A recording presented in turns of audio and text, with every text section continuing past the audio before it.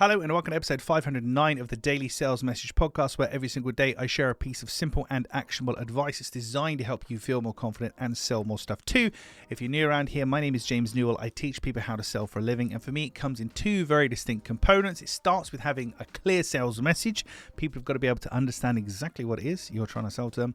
And then secondly, you need selling confidence, the ability to be relaxed and comfortable and confident in a selling situation.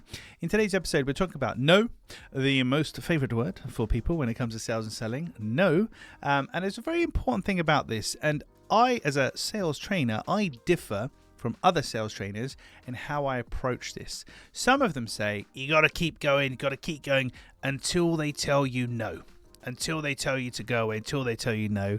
I don't think that's the case. For me, that's never really worked very well. And more importantly, it doesn't feel right for me to do that, because I know if somebody's pursuing me, I don't like it. Why should I have to tell you no? Can't you just get the message? And this is where the phrase behavior is a form of communication comes in. Behavior is a form of communication. If you're sending your 13th follow-up to somebody and they haven't responded to any of them, we can presume the no, or they might have died. Either way, they're not coming back to you. So this pursuit of no, this pursuit of a conclusion, for me seems a bit of a red herring, a bit of a fool's journey. Like, why bother?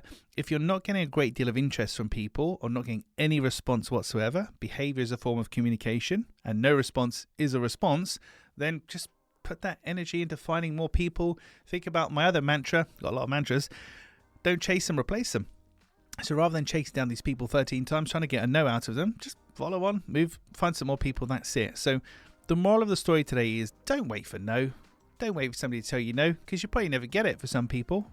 And you know that's true because you've probably done that to other people where they chase. You just ignore them, you've blocked them, you unsubscribe for them, whatever. But you wouldn't actually take the time to reply and say, hi, James, I'm really sorry, I'm just not interested. Can you just stop now? Because it's too much effort. And also there's this indignation thing of, well, why should I have to? I don't owe them. Why can't they just get it? So be wary of this advice. Oh, keep going to get a no.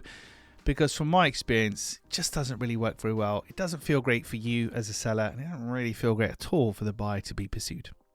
Right, that's it for today's quasi-telling off edition of the Daily Sales Message Podcast. Tomorrow, in episode 510, there's a couple of bad sales habits to avoid. So you definitely want to tune in for that one to make sure you're not actually doing them already, because you might be. Thank you for listening or watching all the way to the end. I do appreciate it. If you haven't already, please hit the like or subscribe or share button or comment below wherever you're watching or listening to the podcast. It just helps us to reach more people.